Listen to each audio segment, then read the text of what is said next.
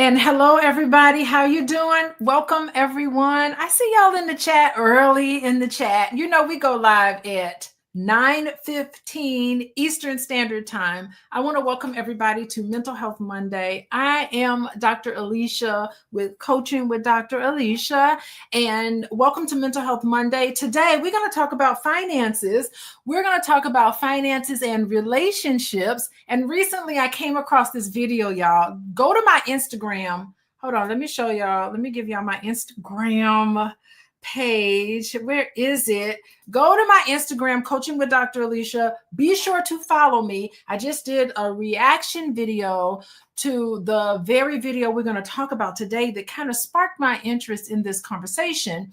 And it has to do with the dusty label. So many women are giving men this dusty label as if they're not worthy of being in a relationship, because according to them, they don't have their finances all together. And I don't know. I brought my really good friend here. She's back on this show, Dr. Lorie Nichols. Y'all know she got a PhD. She's a clinical psychologist, and she specializes in money, and relationships. She's called the financial recovery doctor. What a great title to have. We are so...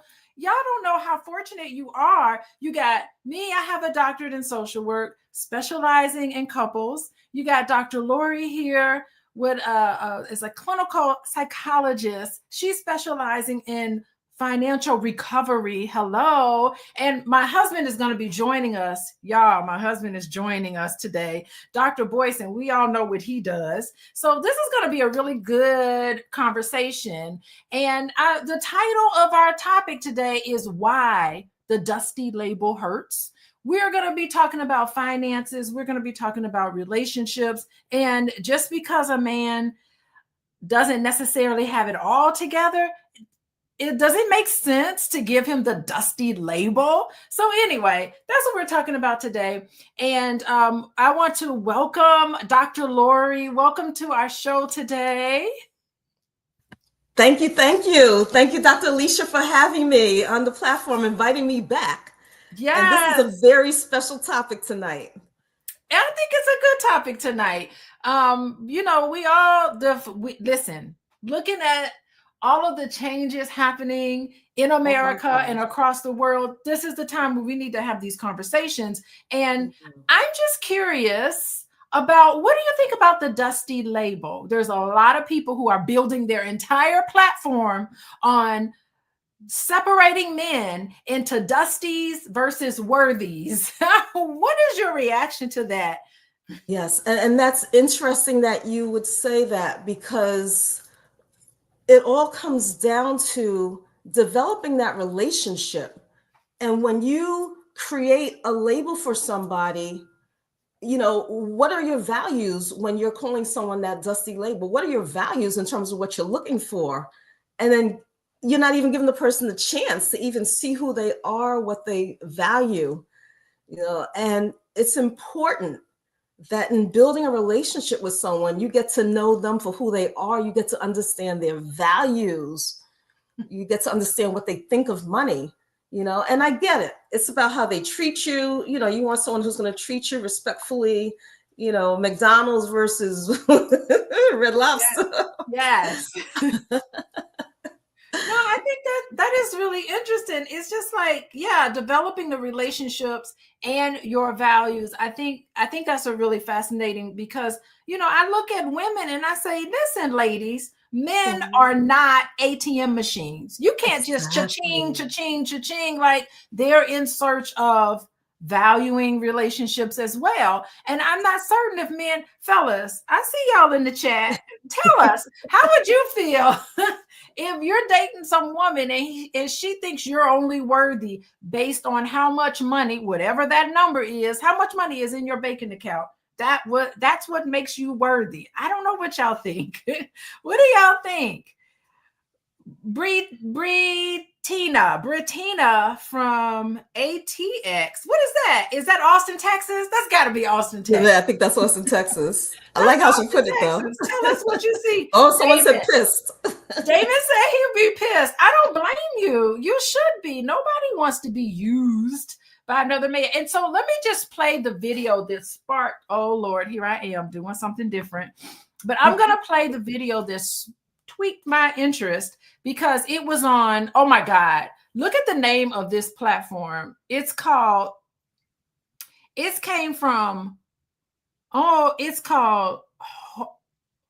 Hose to, wait, I'm trying to think. The platform, Hose to Husband.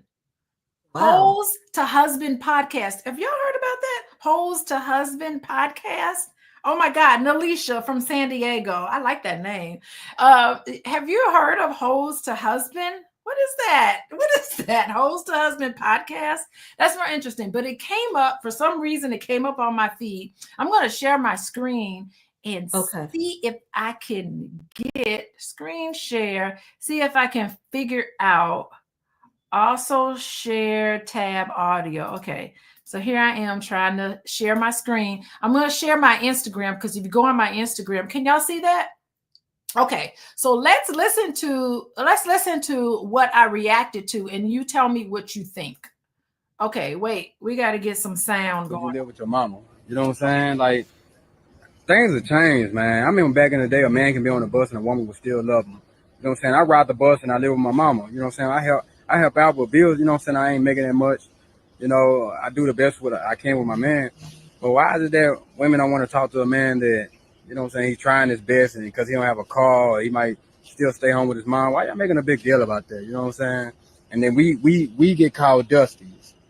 We get called dusties, man. You know what I'm saying? So you mean to tell me I can't get no love because I stay with my mama and I don't have a car? You know, like what's wrong with riding the bus? At least I'm getting back and forth to where I need to go make my change. You know what I'm saying? I'm doing the best for me. I'm doing the best for me and my kids. And, you know, I think maybe it's just these new age women, you know, so what if I don't have a car? So what if I still stay home with my mama? I mean, what's the big deal? It's family. Okay. So what do y'all think? Melissa, I see you in there. Melissa, Ayana, ladies. Tell me what you think. Jackie, I think Jackie's a lady. Britanna, Nalisha. Let me see who else is in here. Jackie in the chat. Audrey, Karen, come on, y'all.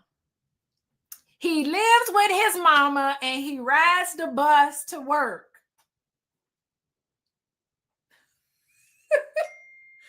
Are you?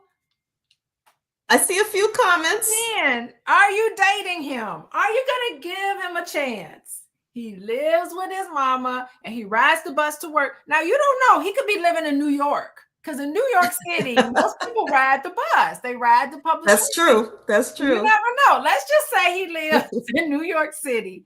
He going to work every day. He taking care of his kids. And he's like, what's going on with the new age women? What do y'all think? Okay, Nicole's like, nope. Nope, I ain't dating him. He has kids and no, wait.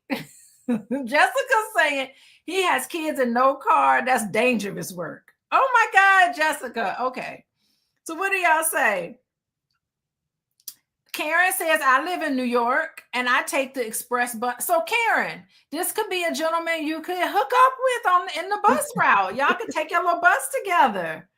Brother, okay, so Kevin is saying brother's doing the best he can. That should not be frowned upon. Better than being a criminal. Absolutely. So you'd have more respect to somebody who earns money the wrong way.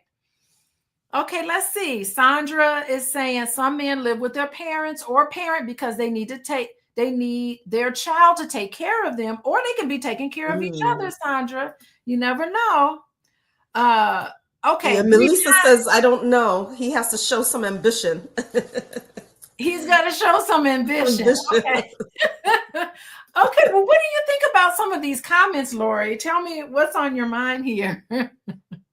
You know, do you recall, like when you were going to college and they would say, women go to college to find their husband.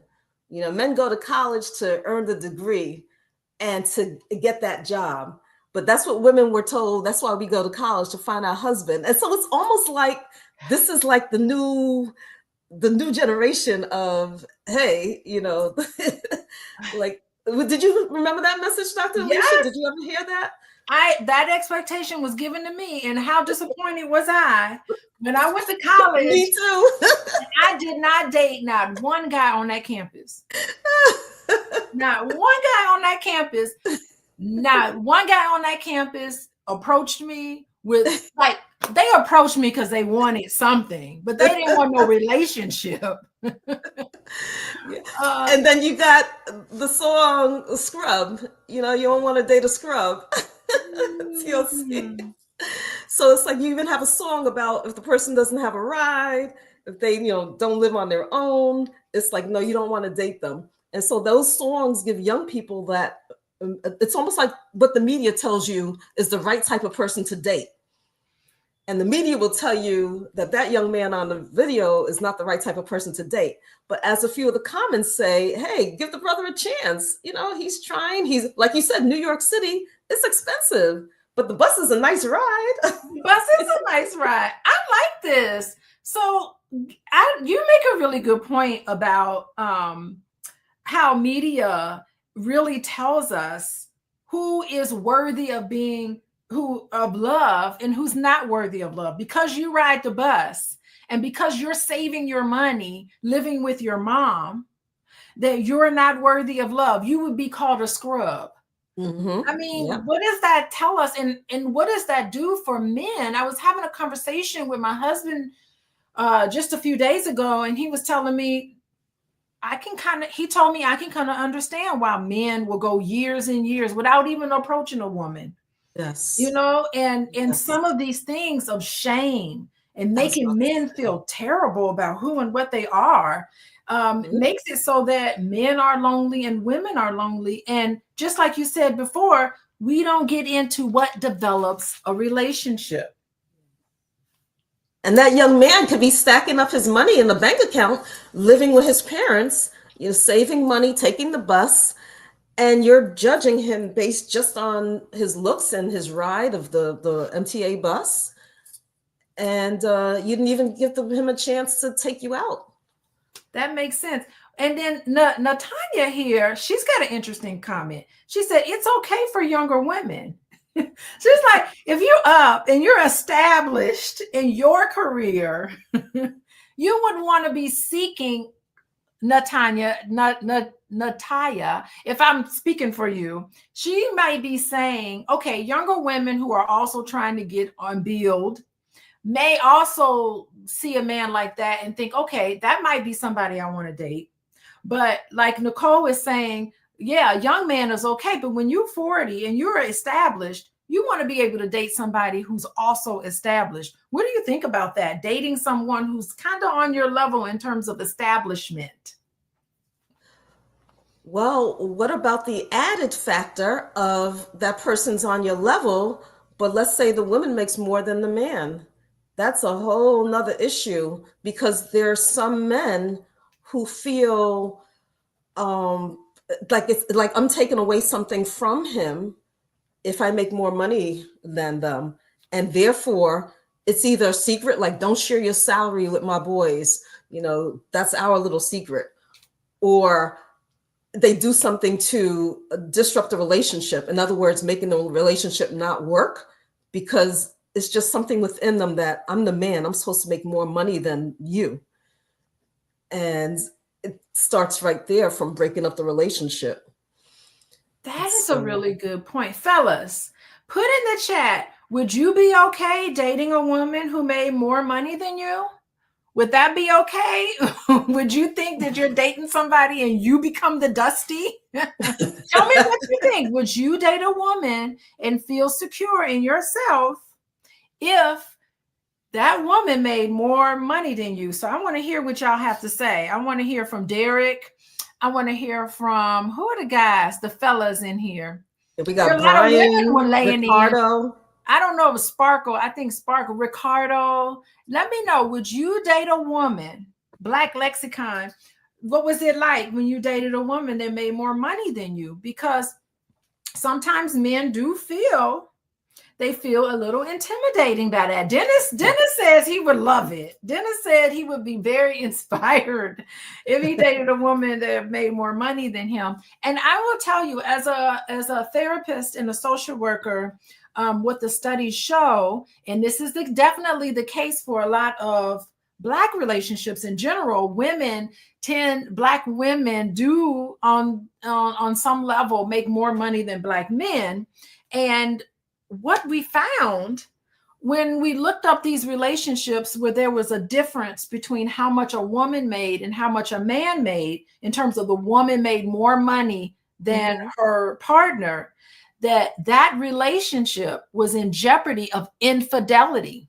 That when men date women who made more money than them, that on an unconscious level, they felt as if they're not as much of a man. And therefore, to assert their manhood, they looked outside for relationships outside, instead of it being inspiring. Like, who said that? Who said it was inspiring? Dennis says it would be inspiring, but for a lot of Black men in general, I'm not saying everybody, but for a lot of Black men, they feel like they are less of a man, and that somehow to prove that they are more of a man, that they're more likely to cheat on their partner. These are facts. Don't be arguing with me. Argue with the data, because that's what the data is telling us. Have you heard of anything about that? And what would you have to say about that in terms of developing healthy relationship based on values? And I like Shima's response. If he is secure, communication, there is a mutual respect for each of. It shouldn't be a problem. And that is so key. If each person is secure, then what they bring to the table, it's to bring together what they bring to the table. It's not like, oh, you make more than me, I can't date you, but we're in this together. And these days, with the economy and the way everything's going on, it needs to be, we forge togetherness and we work to build this relationship, because we're going to have enough from the outside trying to break us up. And we need to be a united front, bringing it together. And when there's problems, in order to have a healthy relationship, the key piece is that financial conversation, being able to talk to each other, being able to share, oh, by the way, before we get serious, you should know I have all these bills. And if we get married, these bills become ours. Oh my God, bills. Okay, I'm going to put a pin in that real quick and say hello to everybody and to welcome everybody to Mental Health Monday. And we've been talking about why are we labeling men as dusty? Just because he takes a bus to work, at least he got a job, a legitimate job. And just because he lives with his mom, he's helping his mother out. It's all about family, baby. Remember, he talked about it's all about family. If you go to my Instagram page, you will see the reaction video that I did. My Instagram is Coaching with Dr. Alicia. You will go on there and you will be able to see the reaction video that I did about that very video on Hoes to Husband podcast. I've never even heard of such a thing, but somehow it came up on my feed and I thought it was really interesting. And I definitely wanted to bring Dr. Lorie back in so that we can talk about relationships and money. And I just want to say, hey to everybody. Thank you for joining us. I want everybody to know that you can text the word LOVE to 87948 so you can find out next time I bring Dr. Lorie on. And in about a couple of minutes, I know my husband coming on the show. He ain't going to let me down. He don't ever let me down. And it's funny because when I first, it's interesting because when I first met my husband, I was in college. I didn't have a boyfriend. And he did not try to talk to me. And what's funny is that all my friends thought we were dating. I had no idea that my friends thought that Dr. Boyce and he wasn't even Dr. Boyce, he was Boyce. Hey, how you doing? Everybody thought we were dating when we met in college, but not one guy on that campus at Indiana University in Bloomington, Indiana, not one man came to me on that campus and tried to legitimately date me. They were trying to do some other things, but they were not serious about a relationship with me. And I just think that was interesting. I spent 4 years single while Dr. Boyce he wasn't a doctor, he was Boyce. While Boyce had girlfriends, I know you don't like me saying that. Boyce had girlfriends, and I just be listening to his girlfriend stories because I had nothing to share back with him. Well, that's not how I remember everything. That's However, true. however, you know, that's a disputable story. I'll just say that. I will say That's that. disputable. I remember a guy named Alan Henderson, the star of the basketball team, who for whatever reason decided he wanted to pick you up every day from work, and you assumed that he did it because he wanted to be a nice guy.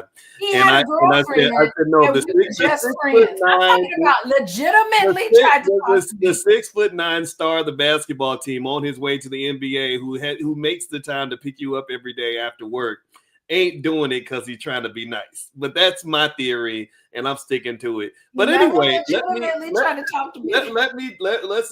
leave the 90s in the 90s and just say that I love you.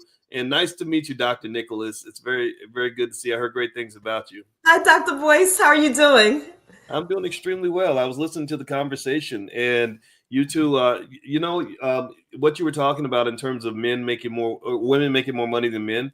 I was doing some research on it, and I did see where that thing about the infidelity, that I think the rate of infidelity is like 5 times greater, especially if you're talking about scenarios where the wife is out making all the money and the husband's staying at home doing the whole Mr. Mom role. I think that the infidelity isn't just with the man, though. They say also even with the woman, she's at work and she's around these other men that she's accomplishing things with and spending all her time with. And I remember when I researched my book, Financial Lovemaking, I remember reading that there's something where women are just not as attracted to a man. Oh, look at that. I know that book. Oh my gosh, that's so crazy. Awesome. Yeah. I remember seeing something where they were basically saying that women just aren't attracted to men who don't have some kind of ambition. I think that the big lie we tell ourselves is that we believe that men and women are the same and that there's no difference between being a man and a woman. I don't agree with that. I think that that ambition, that testosterone is attractive to women. I think that feminine behavior is attractive to men. It's just a reality. And what that means for every individual varies. But I think when we get to this point where we're like, oh, yeah, let's just have this egalitarian society where we kind of flip things on their head. And then we're confused when we get these crazy outcomes. I think, like, for example, the divorce rate's much higher when the woman makes more money than the man. Studies show that. I don't know the answer to that. All I know is that I think that there's a difference between being politically correct and being actually correct. And I don't know if we've figured that out yet. Okay, that's interesting. I think ambition is attractive on both ends. Like you were just telling me, just our conversations that we have with each other, you were just telling me, dang, Alicia, I really appreciate the fact that you are so hardworking. You were just telling me recently, what did you tell me? You told me that you said you appreciate the fact that I'm hardworking and that I'm smart and have a PhD. Like you were giving me these accolades and you were saying, I don't know if I would have married you if you weren't ambitious. You were saying you felt as if we could build something together. Now I remember hearing you saying that. But you could correct me if I'm wrong. But you said, I know what you said. You said you admired that about me. Mm-hmm. Well, I admire that about you because I believe my model of love is if you love somebody, you count your blessings and you try to love them for who they are. And you find the things about them that make them unique and love as much of that as you possibly can instead of judging it and criticizing it and trying to change it. I don't think that works. I don't think changing people works. It only frustrates you. So, but I can tell you as a man, I've dated women other than my wife. People know that. I can tell you that the way I love a woman like you is not the same as the way I would love a woman who was different from you. You know, if you were shown up differently, if you weren't the fiery, ambitious, hyper hardworking person you were, I would have to love something else about you and love you in a different way. You know, when a man is dealing with a woman who has goals and is a high flyer and a high achiever, that's a firestorm, and you kind of have to get out of the way of that. You can't block that. Like, you can't step in and be like, look, woman, sit down, woman, make me some biscuits. You know, like, you can't do that. You got to sit back and say, let me clap for my wife Kamala as she becomes president of the United States. You got to go into Dougie Inhofe mode in order to survive that relationship. Because if you come in Ike Turner, like, it ain't gonna work. Like, and nor is it the best way to handle it, right? You might as well take that ambition and say, okay, I've got this great ally, I've got a great teammate. But I can tell you that I've seen spaces where maybe women are not interested in being, you know, this high flying career person. Maybe they just want to be, maybe they just want to stay home with the kids, and baby, you go conquer the world, you go fight the lions, I'm gonna be here with the babies. Well, a woman like that might require a different energy and a different kind of masculine presence, and that's just the truth. Well, let me tell you, I work with a lot of stay-home moms. They are fiery too. I went to the PTO one day. Them moms in that PTO were the most fiery people I sat in that meeting, and I never went back to another meeting. Those women were brutal. I wouldn't be played around.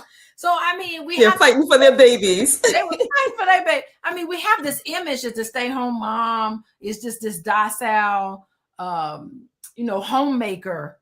I don't know. Karen's and Becky's was holding it down. So I think we need to be careful about grouping a bunch of people just based on their status. I do think we need to be careful about labeling somebody. And I really don't. The topic of our conversation is the fact that we get this label called dusty, and we're labeling men, especially Black men, who already have it hard. You know, sometimes they don't have a PhD. Sometimes they're struggling. Sometimes they didn't always make the right decision. Sometimes they're trying to get through college. They're trying to get through life. And I see so many frustration in that guy. Boyce, do you want me to play that video again about the guy talking about how frustrated he was because he gets a label of dusty just because he's trying to stack his paper, help take care of his mother. He said it's all about family to him. And he doesn't have a car. He rides the bus, but he has a job. And he feels like he gets a dusty label. And I think that really hurts. And of course, this is Mental Health Monday. So I got to talk about this from a psychological perspective about who and what is worthy of love. I don't think I saw the video, and you can play it again. I think people that just came in should see it. I don't agree with. I agree. I think labeling people is bad. And I'd love to hear what Dr. Nicholas has to say, because I know we've done a lot of talking, but I would almost ask him, if when men complain and they say these new age women, they only want this and women only want that, I would return and say, you're not dating every single woman that's out there. What types of women are you reaching out to? And sometimes what really happens, honestly, is people are pursuing partnerships that may be out of their pay grade or may not be a fit for what they're bringing to the table. So if you say, look, hey, I got a bus pass, but I'm a wonderful person, I'm very romantic or whatever, there's some women who are going to be like, that doesn't do it for me. I kind of need a man to have a vehicle, especially when you're 40. But there are women out there who will, get on that bus with you and ride. Which, I mean, there's all kinds of women. So my question would be, why are you not dating those women? Oh, I get it. You want that girl down the street who's the finest thing you ever saw, who has a whole bunch of men rolling up to her in Benzes and Porsches and taking her on trips. And you think you can compete with that with a bus pass. I'm not saying you can't do it. You might have whatever's required to do that, but you got competition and she's choosing someone other than you. So it ain't all women that's the problem. It might be your selection that's the problem. Like you say, people like me never meet the standard. Well, different people have different standards. And so I don't really know. I ask that when people say all women want this and all women want that. I'm like, no, there are lots of women who don't really care a whole lot about how much money you have, but maybe you're mad because the girl you wanted didn't want you, and you're extrapolating that to all women when really maybe you were picking somebody who wasn't an option for you. I don't know, Dr. Nicholas. I like to let Dr. Nicholas talk. I've been talking too much. So to me, there's someone for everybody, and there's the values that we put. Because I dated someone who I made more money than them, and it was okay. My boys can't know that. My boys can't know that. It's good. It's good for our relationship, and we were at the point where we were building together. So I thought. We were building together. He was pursuing his goals. I was pursuing mine. He wanted to create business. I wanted to create a business. But even though he said he could tolerate me making more money than him, the truth about it is his actions said differently. So he started cheating. Just what you said, Dr. Boyce, the girl down the street who couldn't do nothing for him, but she was someone who, oh, please do this for me. Please buy this for me. Begging him for stuff. And that's like, really? Is that what you want? You want someone who's going to beg you to spend the little bit of money you got on them? Whereas we're building together so that we will have a future where we can spend money together. And that's what you want. So therefore, he chose the one who wants him to spend their money on him, wants them to spend their money on them, leaving him broke. But he wants a woman who needs him in that respect. I think you hit a nail on the head with that. Yes. I will tell you, I don't know. I can't speak for all men. And I'm, ain't nobody perfect. I'm sure I'm dysfunctional in certain ways. My wife diagnoses me twice a day. But I do not diagnose you. I'm going to say this. Why do you keep telling people that? I'm going to say this. Diagnose you. Okay, yeah, we'll go with that. I will tell you this. I don't think that a man is ever interested in staying too long in a situation where he's not needed. I don't know where it comes from. I don't know why, but we want to feel needed. And I can tell you, I can confess and say that when I'm in a situation where I'm not needed, it's like, okay, so that means if I'm not here, then everything's fine. You got this? Okay, you the strong black woman who don't need no man. Okay, well, you know what? I got other things I'm gonna do anyway, and you got this, girl. You go, girl. You got this, right? Because maybe you don't want to admit that you need me, and I can say this as a married woman, as a married man who's married to a woman with with 3 beautiful, wonderful children. What helped me a lot was knowing that how important I was in the household, and the fact that my wife took the time to tell me that.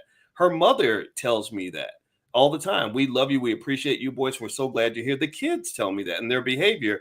And that really makes a difference, because I can tell you, if every day I was in there and people are like, well, we don't really need you. I mean, you can go on and get up out of here.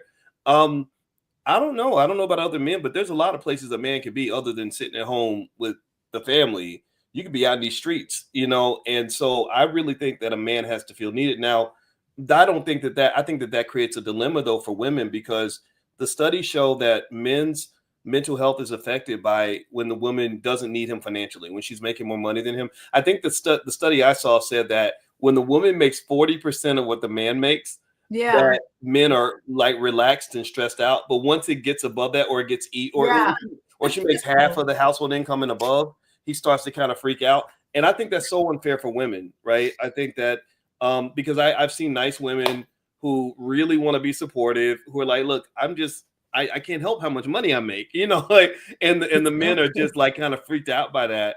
And I think that really speaks to something I've kind of observed. Where I almost feels like naturally women want a man to have a little bit more than what she's got. Like they want, like, she could be strong, but she needs him to be a little stronger. She could be tall, but she needs him to be a little taller. She could be smart, but a lot of women like the man to be a little smarter. And I think the same thing is true with money. Like, so she makes $1 million. She wants you to kind of make 1.1.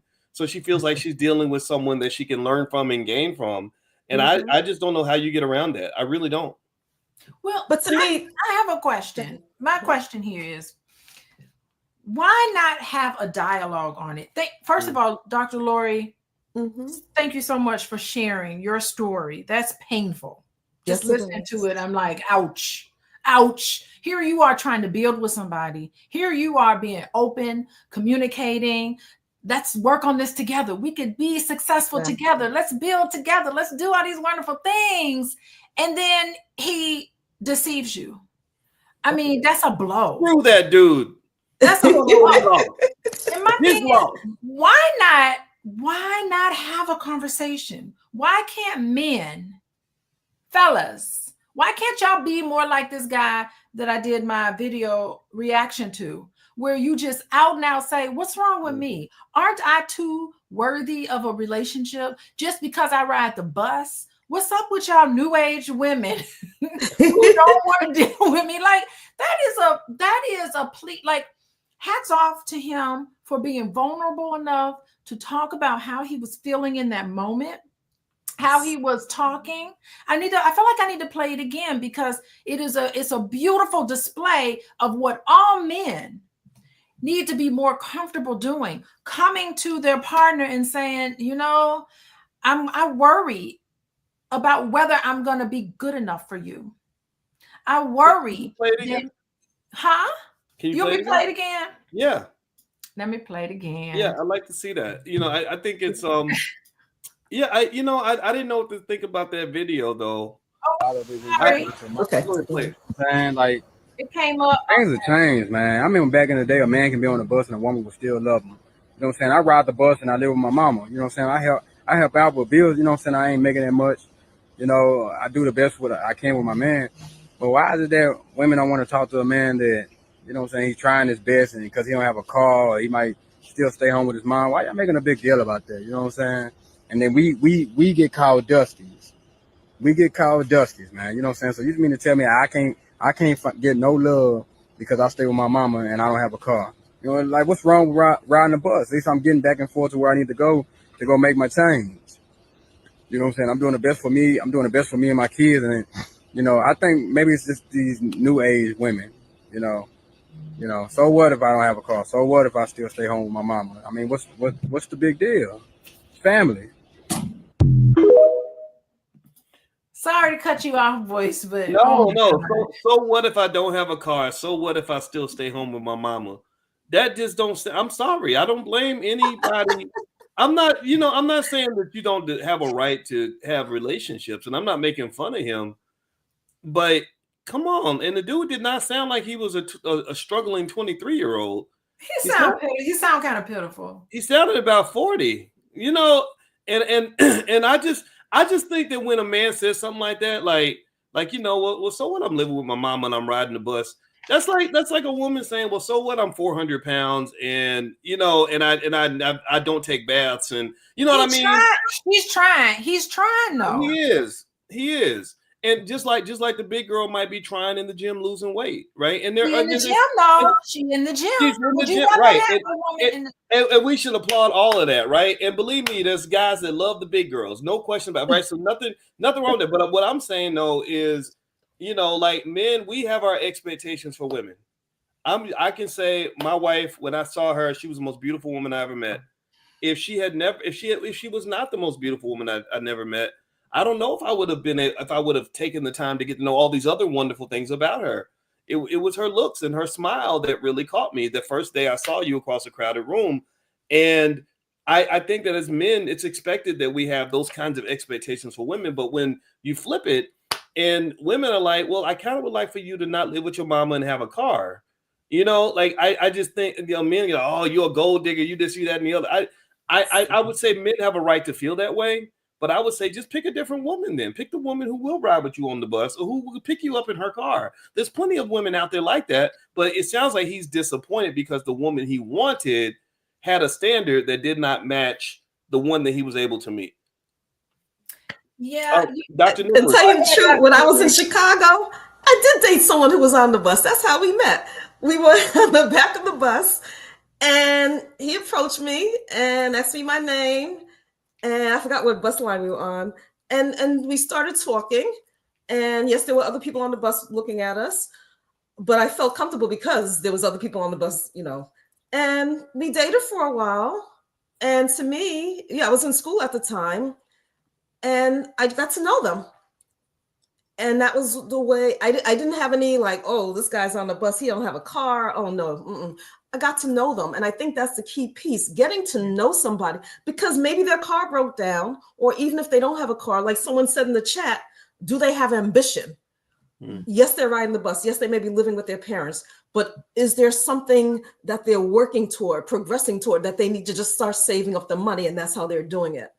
So to me, getting to know that person. And is it always about monetary needs, or can't you need someone to help you around the house, fix things up, pick me up, my safety, be my protector, be my king? Can't I have needs in that way? Does it always have to be money?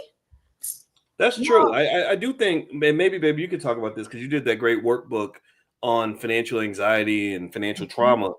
Maybe our financial trauma as a community can create like a fixation, almost like a vitamin deficiency, where you just crave someone that can provide financial security, and you end up focusing on that at the expense of everything else, right? You think that a man is a good man just because he's got money, and you're ignoring all the other 50 red flags that God has sent to you because you're thinking that you met Mr. Wonderful because because he does drive a nice car or whatever.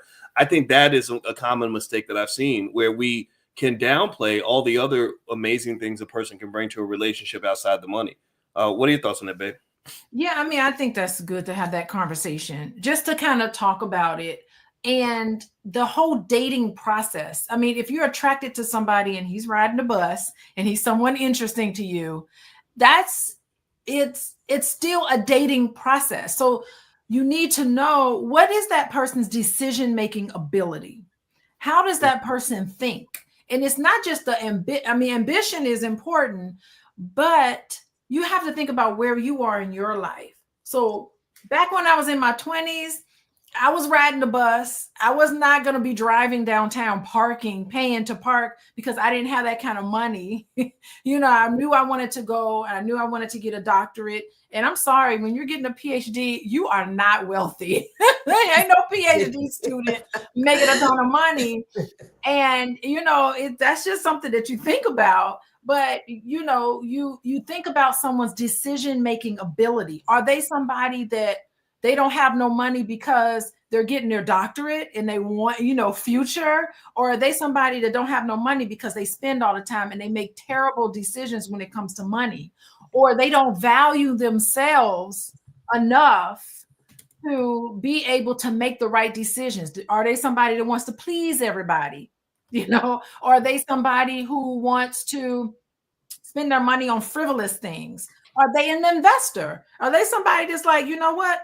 I'm taking the bus because instead of paying to park to go to work, I'm going to take that money and invest it, because I'm going to be stacking my money and investing my money so that I can have a great future. So the thing is that there's nuances to this, and you need to get to know somebody to find out what is their decision-making ability. Because I'm telling you, if you are ambitious and you want certain things in your life, you definitely want a partner that's going to complement that.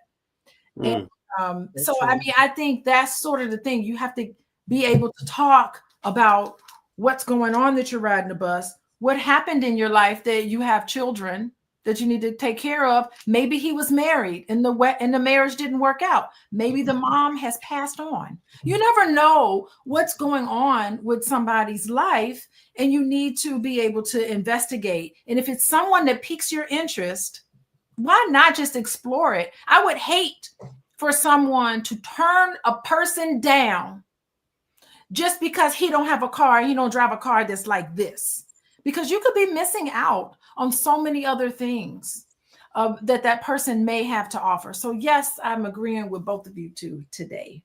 And we also know that people who are wealthy, they may not be stylish. They may be very humble in terms of their clothing. Yeah. They may drive a Toyota instead of a Benz, so they may not look the part. Yes. And they don't have to brag about it. Yep. And donating to charities and organizations, and that's their success. They could be the millionaire next door. You never know. That's undercover. Really, yeah, that's 100% true. I even when I started making a lot of money, my rule was like I never flaunted it. I never made, you know, and I always bought, y'all buy my clothes at Walmart or Target or whatever. And my car was okay, but it wasn't, you know, fancy or anything, you know, and I did that partly because I just as a core value, I think, you know, flaunting your money is tacky, but also because you attract what you advertise. You know, it's just like a woman with her body. You know, I'm not here to tell anybody how to dress, but when you showing all the good stuff, you know, then you're going to attract a certain kind of energy and a certain kind of man and a certain kind of expectation from that man, right? So I think the same thing is true when men flaunt their wealth. And in fact, I think flaunting really is a sign of financial problems coming, or maybe insecurities more than anything else. So I kind of think that that there's, you know, but I do think that there's a right to have an expectation when it comes to finances. And I think for the Black community in particular, we have a special problem. And the problem is that in America, Black women make more money than Black men by a long shot. And they, part of it's white supremacy. I believe that companies, like there are places that would hire my wife that would not hire me. I know that even her university, they didn't want to hire. I think I applied for a job there years ago. She didn't even know They it. will hire you, boys. They you know what, back then they did not, but they hired you, and they don't have another African American male on the entire campus. So basically there are spaces I think Black women are invited to, the Black men are not, but also there is a distraction issue with Black males. Millions of young Black males become distracted by the bright lights of entertainment, want to be rappers, athletes, comedians, all that. So you pour all your energy into this lottery ticket that's never going to cash in. You know, most of these millions of little Black boys that are becoming great football players will never make a nickel playing football, not make a nickel. They might get a little brain damage to go with it, but they ain't going to make no money. And so then they enter into the workforce or enter into a competitive economic society fully unprepared. With concussions, with CTEs. With concussions, maybe some bad habits, maybe a couple babies, mamas, you know, whatever. And these are your future husbands. And that to me is criminal. That's the horrific way they've really disrupted the dating market in the Black community, to the point where I think we've created a world where Black women end up feeling bad because they have standards, the same standards and expectations that a white woman might have. But then also the Black men feel bad because they feel that their masculinity's kind of been stripped away from them. And I just think if we're going to save our families, we got to talk about these things. And let me just jump in and say, I cannot tell you how many beautiful, attractive, successful Black women I talk to. And then I see their significant other who could barely string a sentence together, who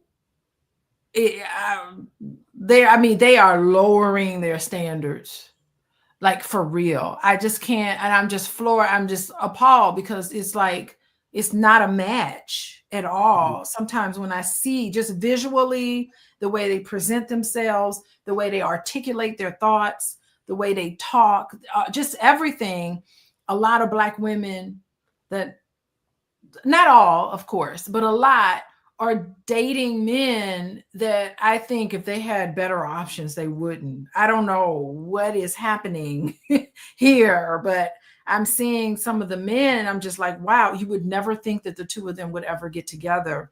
And it does seem like the women are handling their business, like entrepreneur, making good money, doing things, getting it together. And they're really struggling, trying to get their significant other to come on, let's make this money, let's do this ambition. And it's just this other thing. Yes, thank you, Natalia. Many well-off women like thugs, they think they can fix them or they emasculate them. Yeah, I mean, I see this dynamic a lot, and it's, that's a tough one. It's like, would you rather be alone? Would you rather lower your standards? Or would you rather be with a man who has several women and you're woman number 5? Yes. Yeah. So it's like, what are the options? Yeah. And what are your values in those choices? It's slim pickings. Slim pickings for some people. Well, I do agree the pickings are distorted for sure. And yeah, slim to some extent for sure.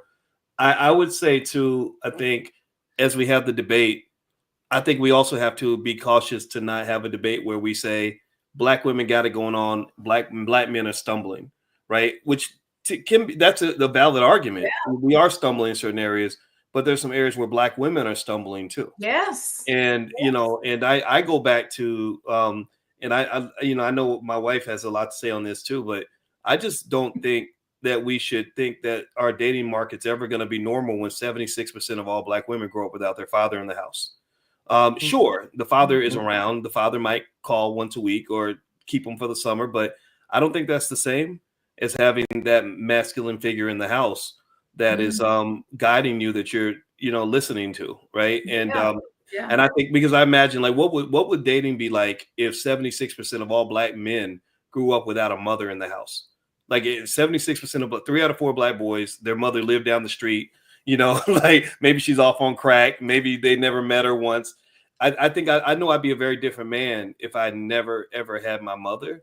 And so I think that there's a lot of healing that has to happen. I think that's where smart people like you two, you know, I know Dr. Nicholas, you're a clinical psychologist.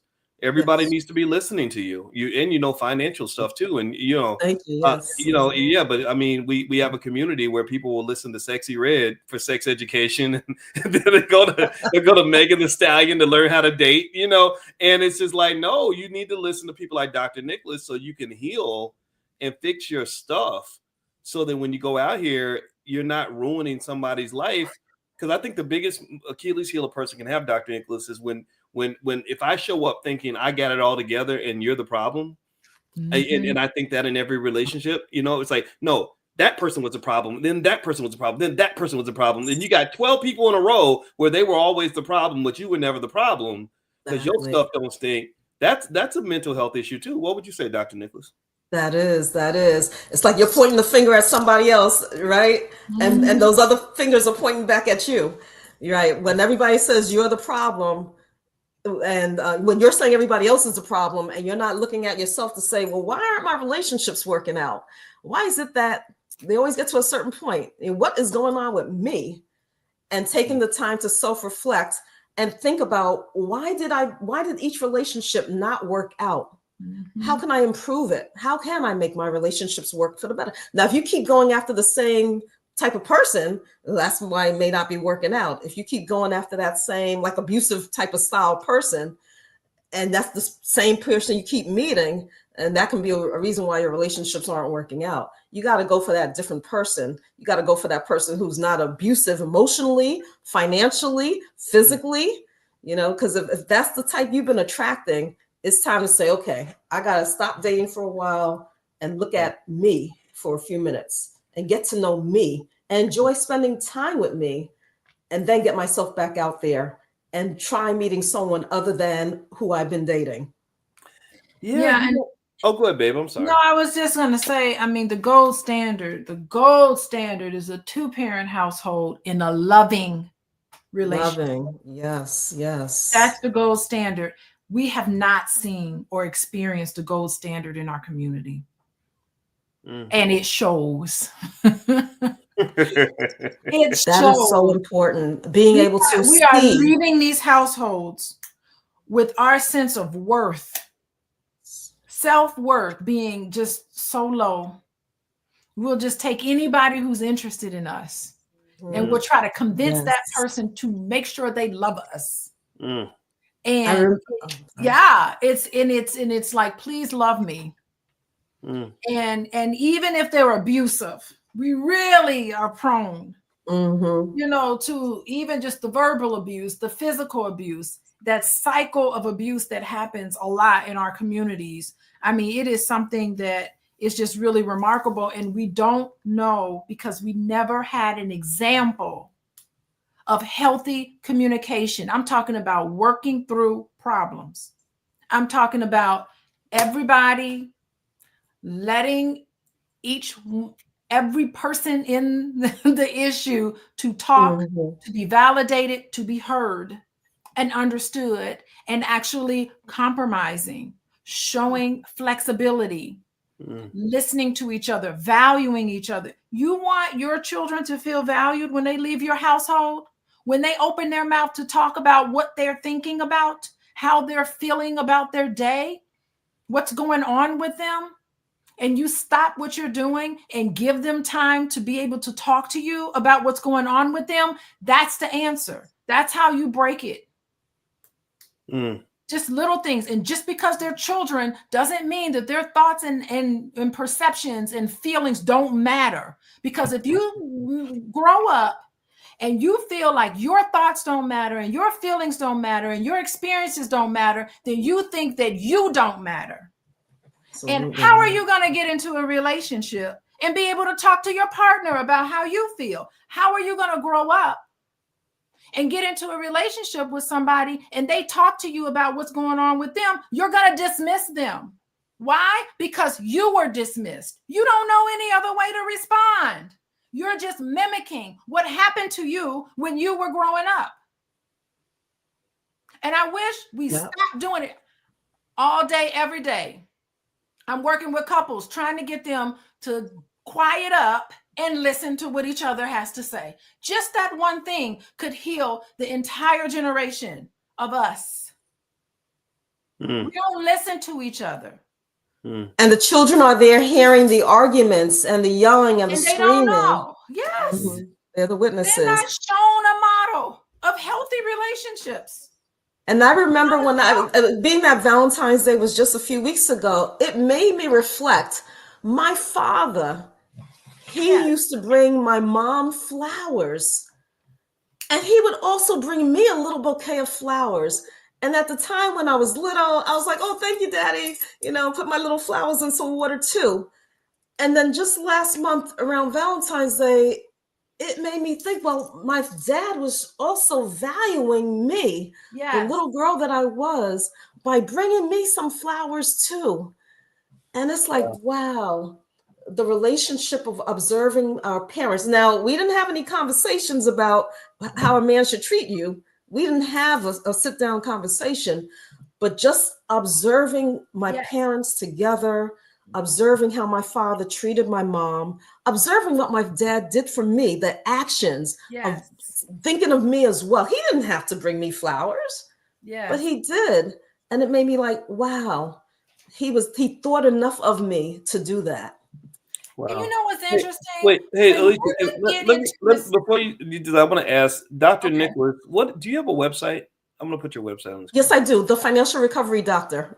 Okay. Go ahead, babe. Sorry. Oh, yeah. Please put her website on.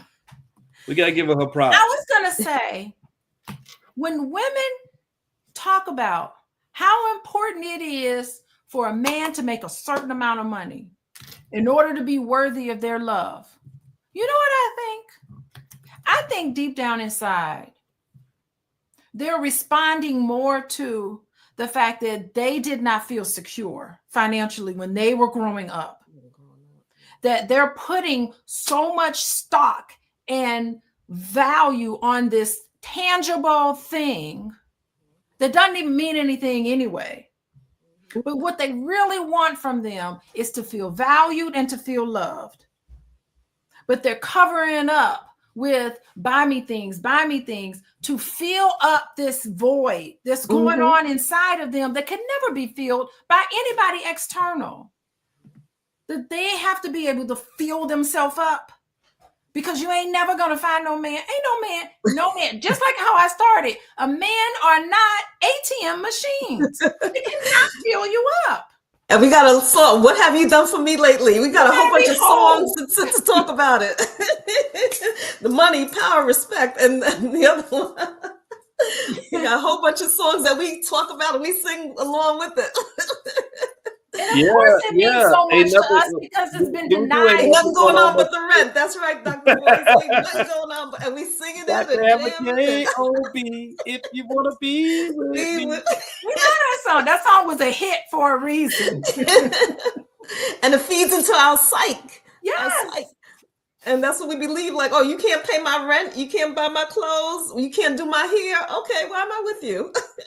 I can't tell you how many people who grew up in poverty. And sometimes I look at them now and they have to have a ring on every finger. They have to have a closet full of expensive clothes. It's a compensatory behavior because growing up, they just feel like they had a lack thereof.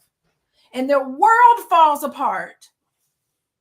Even if they have a lot of money, there are millionaires who still stay up at night worrying that they're going to run out of money, even though they have plenty of money. Who's calling me Mrs. Boyce? Mrs. Boyce. That's funny. Oh, Mr. Yeah, well, I'm Mr. Acid Hoarder. I'm sorry, I read that wrong. Yeah, well, I think that I think everything you're saying makes perfect sense. And one of the things that just is so curious to me is that our community is full of smart people like you two that know a lot of stuff that can solve a lot of common problems people have. And you just, it's sad because I feel very bad because you see a lot of, it's almost, you have this rampant mental health problems, that are stemming from these crazy toxic relationships. And a lot of these problems I think can be solved just through basic instruction on little things like conflict resolution or just healing, and maybe I learned these things, a lot of these things from just hanging out with you. Like when you taught me like deep breathing exercises, I was teaching somebody that, like how to take the stress out of your body by breathing in a square, and or the four horsemen of an argument. Was it contempt, criticism? Stonewalling, and what was it? There was one more. I forgot what the last one is. But anyway, one you do a lot, boys. Defensiveness. Defensiveness. You forget. I'm not defensive. Stop calling me defensive. I am not defensive. Woman, eat the cake, anime. I told you, Dr. Lorie, we were gonna get into it. Right. Eat the cake, anime. No, in all seriousness, though, like it is very sad because we end up wasting very valuable time in really horrible situations that destroy us. Bad relationships will destroy your finances. Like you ever see somebody that comes out of like a really horrible relationship and you ain't talked to them in like a year, and because they've been arguing with their partner and crying and in a state of constant emotional brokenness for a year, so they haven't accomplished anything, haven't gotten anything done. And it's almost like they're coming out of this horror story, like this emotional hurricane. It's a grief, boys. They're grief. Yeah, and they're bitter, they're angry. Yeah, and they can't move right, fast. Right. And I think we should be better to ourselves than that. I think we should probably take some time to learn some awareness, learn some emotional intelligence to kind of say, I don't want to feel that way. Right. Like I can tell you this, and this came from me being an economist. As an economist, you see everything as a market. So I see dating as a market, just like a grocery store, just like the market just like a job market or whatever. And one of the rules I had with dating that worked pretty well was I always told myself that how much I like you is really important, but I need to know that you like me too. Right. I wasn't I wasn't interested. I'm going to tell you, I thought Alicia was the prettiest thing ever.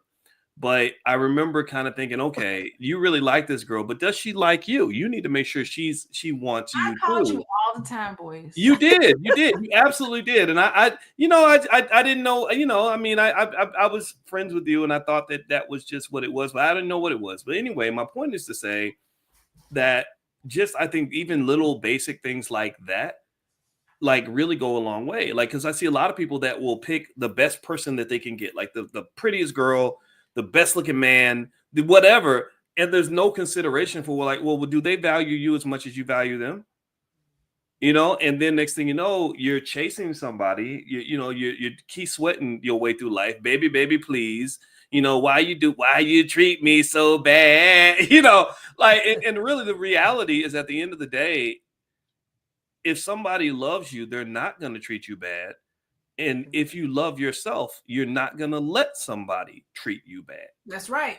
You don't get to treat me bad. Right. So if you always being treated bad, then that can mean they don't love you and you don't love you. And maybe they don't love you because you don't love you.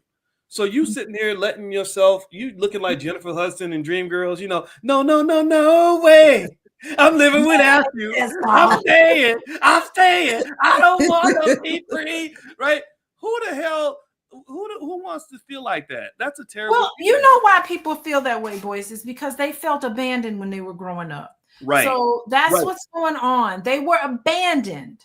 Yes. Same You can reaction. And they only need to go abandon see a you. child. That's why they gotta go see you. Yeah. Same Yeah. reaction. Yes. Now, Yes. children can be abandoned, but when you're an adult, somebody just left you. You can't be an abandoned as an adult. It's just that Yes. person just ain't around no more. But you still, it comes up as abandonment, and that hurts. You never dealt with the abandonment when you were younger, as it happened. And so it hurts. And then you get love starved. You're one of those love sick people. Becoming needy and like clingy. Yes. Yeah, Yes. and all that can be fixed with your therapist. Or It could be, yeah. Or you can spend 25 years having horrible relationships and figure it all out when you're 50 or something. Right? I mean, I think that, and I just wish young people listen to people like you, because I think that intelligent Black people and intelligent Black professionals like you kind of get disrespected a little bit, because people will go, they'll go get relationship advice from Steve Harvey before they go talk to somebody who studied relationships in a PhD program. What the hell's no wonder your life is a mess. You getting your relationships, you're getting your advice from a comedian, and then you wonder why your life is a joke. A comedian who, anyway. Here's the thing. Like, I gotta give it to these people. Some of these people who are armchair therapists, they're doing a kick-ass job delivering their message in a way more catchy way than I can. I'm sorry, I'm a professor and a therapist, and I'm trained that way. I can't get up and rhyme and rap, and I don't know. It just that doesn't come out of me like that, So they're doing a great job raising awareness, but sometimes they're leading people down this wrong road, and it's funny. And come on, it's Black people, we like the drama, and we like all of that. We like flash. That's just how we are, and some people can do it better than others. I was just again talking to Boyce about this earlier about real licensed therapists and PhDs. We need to be more savvy in how we convey our message and making sure that people pay attention, and they're just not. But it's that stigma that's still attached to actually coming in for therapy and getting counseling. Like, no, I'm not crazy. No, I don't need you. I'm good. Yeah. I'm gonna do my TikTok therapy. But yet you want to talk to me outside the office or undercover, and it's like, oh, thank you so much for talking to me. You really helped me a lot. It's like, okay, but do you realize that was, a taste of therapy? Well, yeah, and I think it's very strange that people think therapy is something that you need if you're broken, if something's wrong with you. I don't see it that way. Therapy is something you do if you want to be the best version of yourself that you can be. So if you're especially if you're an ambitious person that wants to be ambitious about creating the kind of life you want to live, that you want to be happy in, if you want to have great relationships, great mental health, great physical health, so that you can be your best, so you can step out in the world and do your best. You can go get that money. You can build that business. You can build that solid family. You could be a great leader for your kids. Then therapy is something that you should do. I found therapy to be valuable because it gave me tremendous capability in terms of introspection. It heightened my emotional intelligence. Like, so when I feel a certain way and I'm about to do something stupid because I'm mad, I know how I'm feeling and why I feel that way. And I know to take a step back, take a deep breath, reframe it. You got all these tools you can use so you don't mess it up. Because a lot of life is about not messing it up, whatever it is, right? Like, I talked to my wife, we have a rough day.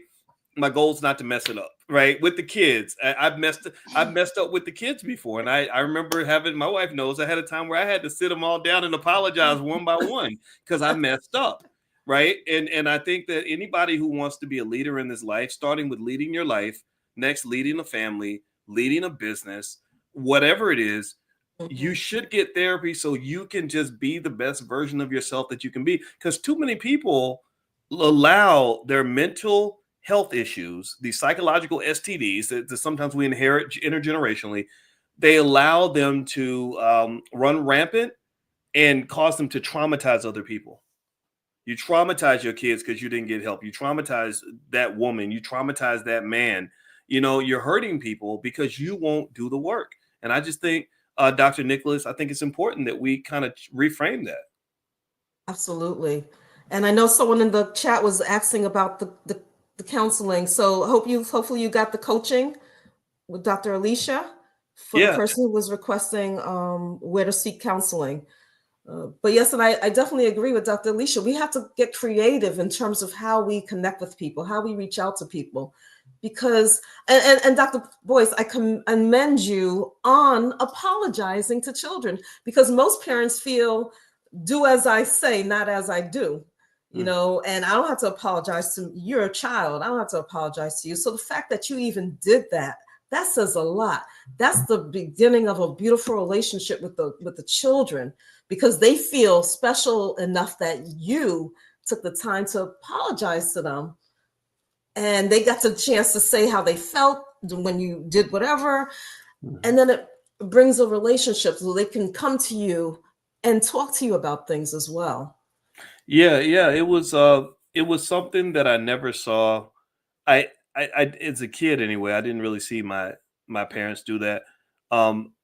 Maybe once. I think I do remember one time my father apologizing for something. There was more that should have, maybe more apologies should have been delivered, and it was hard. It was very humbling, but I was like, you know what, Boyce, you messed up, and you're gonna have to fix this, right? So I think it's you know, I just think that those who are listening, I commend everybody listening for the fact that, you know, you want to do better. You understand how painful it can be to deal with a person who doesn't want to do any healing, who just thinks that they're perfect. You know, they always say, Dr. Nicholas, the joke I remember hearing was that therapy a lot of times is to help people cope with people in their family that won't get therapy. That is so true. That could be so true. It's hard. I mean, our people have gone through a lot, you know, a lot, and Yeah, still going through a lot. absolutely. And I also think that also relates to, as it connects to relationships, don't go to bed angry. When you're mad at your spouse over something, maybe you brought something from the outside home and then you all started arguing, don't go to bed angry. Because I remember working with someone and they went to bed angry at their spouse. And when they woke up the next morning, their spouse was dead. So they didn't even have the chance to resolve the conflict that had happened between the two of them. And they were just so distressed, like, oh my gosh, that's my last relationship with my spouse. We argued, we went to bed, and I wake up and they died in their sleep. And I didn't even have the chance to, you know, to reconnect and mend that relationship of that argument. And that's what they, you know, that's what we were talking about in our counseling session, the grief, the distress that they has continued to have as a result of that. Wow, that is heavy. Sheesh, that's wow. Talk about bad luck. Oh my God. Yeah, so don't go to bed angry with your spouse, with your children. Well, Heal it.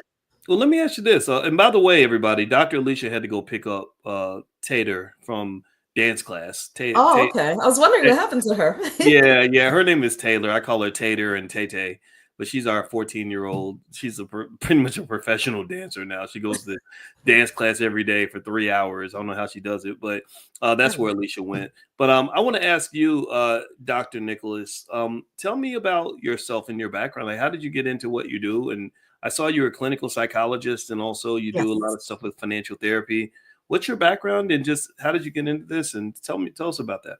So it all started, and I know I had told my story last time. It all started when I graduated from graduate school. I had been attending financial workshops and programs and first-time home buyer meetings on buying my first home for years. And I finally took the plunge and I did it. I got my first home. It was a 1-bedroom condo. And of course, you got to decorate it. You got to buy things to fix it up. And I remember a month before, I got a letter from my bank saying your mortgage was going to go up. And I was like, okay, no problem. So I put my $20 aside because as a renter, you know, the rent always went up, usually by $10, $20. But when that mortgage bill came, it was practically doubled my initial payment. And Wow. I just knew they had made a mistake. So I was like, oh, you know, you made a mistake. Can you please correct this so I can make my payment? And that representative said, Miss Nicholas, that's your new payment. And I was like, whoa. So I started juggling my credit cards, stealing from Peter to pay Paul. And I took money from my credit cards. And so when my credit card bills came in the following month, all of them had increased in amounts, even the one I had paid on time.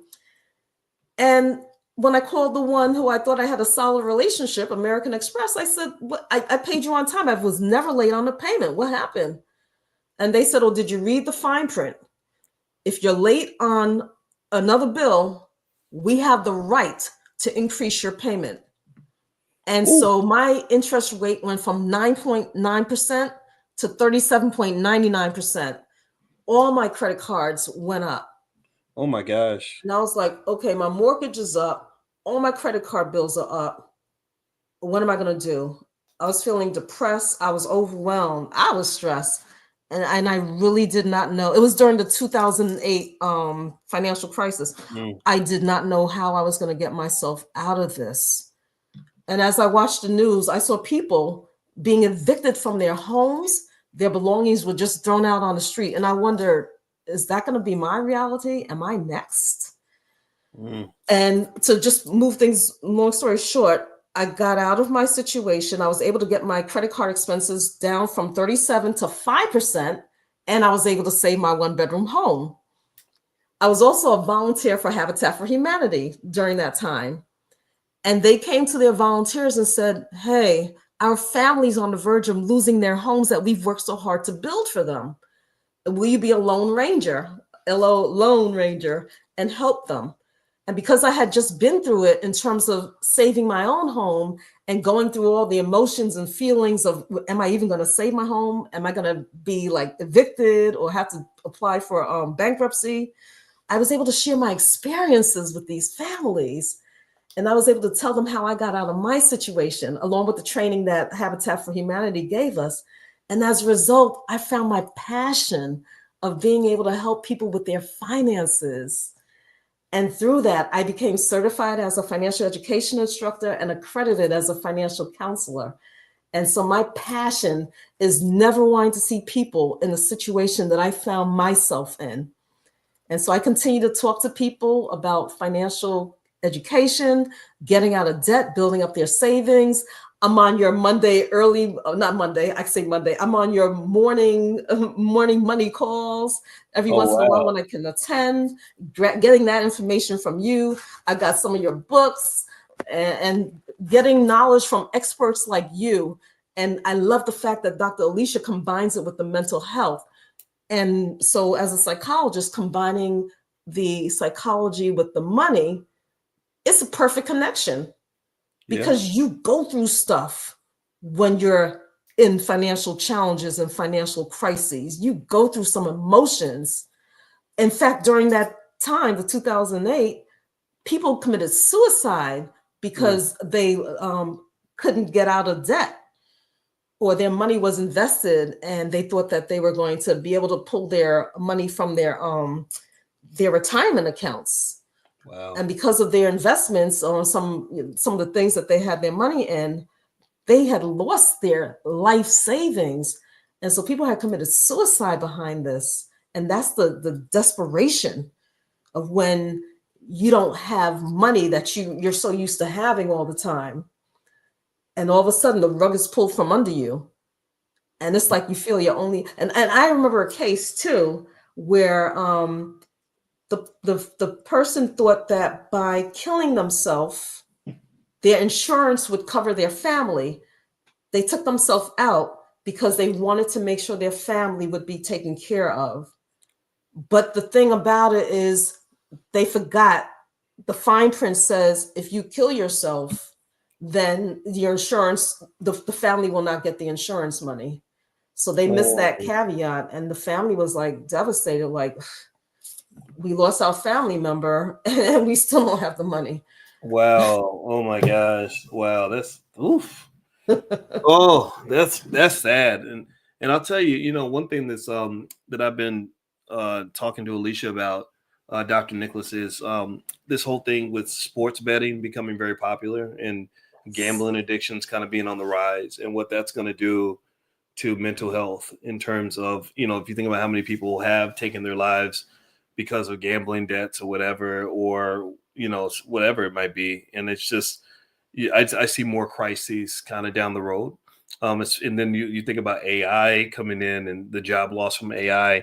And then right now, in Washington, there a lot of government jobs are disappearing. So our people are really going to be in a spot where we're going to have to really rethink how we view our economic situation and learn these things that you people like you talk about. So what city are you in, by the way? I'm in New York City. That's why I had asked in the chat in one of the morning meetings, because you had said you were coming to New York. So I said, when are you coming? When are you coming? Because my brother and I years ago met you when you were in New York, like uptown Harlem. Upper Harlem. You That's had like came to a 2017, building, and 2018, that's whatever. where we first met you. Oh And my so that God. was like eons ago. Wow, that is crazy. Yeah, I want to go back. I want to go back to Brooklyn. Brooklyn Yes. it was really funny. It was like not a lot of people came to the thing we did in Harlem, but a ton of people came to Brooklyn. So I said, okay, Brooklyn's got to be my favorite borough now, because whatever I did in Harlem, that did okay. But Brooklyn, it was like so many people, it was like overwhelming, and I was humbled by that. And so, well, so as we kind of close out, on our conversation, I want to say thank you very much. It's been great to know you. And I'm gonna put, by the way, everybody, I want you to see Dr. Nicholas's website. It's thefinancialrecoverydoctor.com. And that's right there on the screen. I tested out that URL, and I know that that's the right one, because sometimes I'll type the wrong thing, and I don't want to do that. And she's smart. She's a clinical psychologist. She also is able to do a lot of financial therapy and counseling, things like that. And these are the kinds of people we have to listen to. These are my heroes, and these are people like Dr. Nicholas are the kinds of people that we should all be sort of talking about, because financial peace is really important. Right? There's so much financial stress and so much just pain and everything else, and it doesn't have to be that way. Dr. Nicholas, like I kind of think about it, it's kind of unfortunate, and I add that to just the list of other preventable things that happen to our people. Like, when you see grandma get her foot cut off because of all the fried chicken and everything, you're like, well, do we really have to eat that food? Do we really need the extra sugary Kool-Aid? Do we, but habits are hard to break, and I get that. But I really think that mindfulness is important, so we can maybe figure out how to shape new habits, so we're not dropping our kids in the same generational curses that we were dropped into. Did you have any kind of parting thoughts before we finish up today? I'd like to thank everybody who's here with us, because you are in the right place. Listening to this call, listening, because I know some of the audience comes from you, Dr. Boyce, because I saw the B1 family in there too. Yes. And you all are in the right place. But please make sure that you all are taking action. That's the key piece. It's great to hear the information. It's great to listen and put information in the chat, but make sure you're taking action and you implement. Yes, absolutely. You have to take action and take baby steps, like me going to the gym. My workout, I do a bums workout. If y'all saw me working out in the gym, y'all would laugh at me. But believe me, those baby steps made a big difference. It formed new habits, and I feel so much better. And I don't think many people can say that I actually look better, Dr. Nicholas, at 53 than I did at 43. Most people can't say that. And it was the baby steps. Don't torture yourself. Just make it easy and listen to the right people like Dr. Nicholas. So Dr. Nicholas's website is thefinancialrecoverydoctor.com. That's thefinancialrecoverydoctor.com. Also, I want to remind everybody that if you want to learn stock options, we have a new stock options training camp that we're going to do. It starts in the middle of March. It's drboycecoin.com. COIN stands for Certified Options Income Network.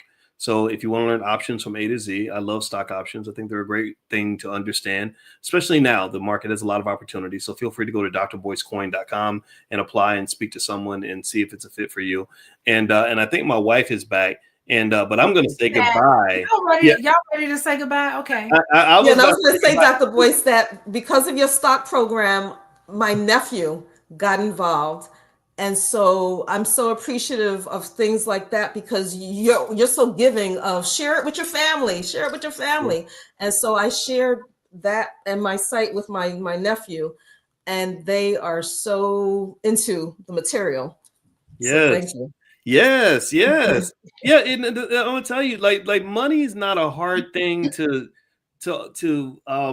convince people to pursue, to want, right? We all want money. It's easy. It's like offering sex or something, or sugar, like these are good things. These things, and except sugar makes you sick, right? But money doesn't, unless, so my point is to say that why not introduce our kids to ways to make money, and to make money safely and in abundance, so they can get to the point where money is not a barrier to happiness. Like, money doesn't stop you from being fulfilled. It's like when I told Taylor, who I think Alicia's probably talking to Taylor right now, so Taylor might know I'm talking about her. But I told her, 14-year-old Taylor, I said, look, I don't need you to grow up and become obsessed with money, but I want you to understand money and have enough money so that you don't have to think about money, so you can focus on happiness, right? You can focus on living your life without money getting in the way, because if you don't deal with it, money, it's almost like a physical illness. Like, if I have a little issue in my body and I don't deal with it at the doctor, that little issue becomes a big issue, and it stops me from doing all the other things I want to do. So money is like that little issue where if you just deal with it now, it doesn't block you from all of the blessings that are supposed to happen in your life when you're not having to go to work or stressing out over money or being limited on money. You want to go on a vacation, take the vacation. You want a new car, get a new car. You want to do something nice for a relative, you do it, and you don't have to think about the money. So I think that in our community, I believe that we can be the best on earth when it comes to our economics. I really do. I think that we're right in the seat. We're having a hard time. We're struggling a little bit in certain areas, but I believe that struggle is going to make us great. So I'm going to leave and let you ladies finish up. Oh, we're done. We can finish up. I mean, it's been almost 2 hours. Yeah, an hour. I've been honored to be here with the both of you. I know. You should be. We're the honor's all ours. Who told you to go live with a couple, with a married couple? Yeah, and then there's so much going on in the chat too. They are like, the chat is lit up. Ali's chat up in here. You talking about coin and all of that? Yeah. Exciting. Dr. Alicia's website is coachingwithdralicia.com, and she sees a lot of clients and does a lot of good stuff over there as well. So both of these two smart Black women, that's what we celebrate. I honor that. So thank you both for inviting me in, and I'm gonna get out and let y'all say goodbye. So okay, have a good night, ladies. Bye, everybody. Okay, Dr. Alicia.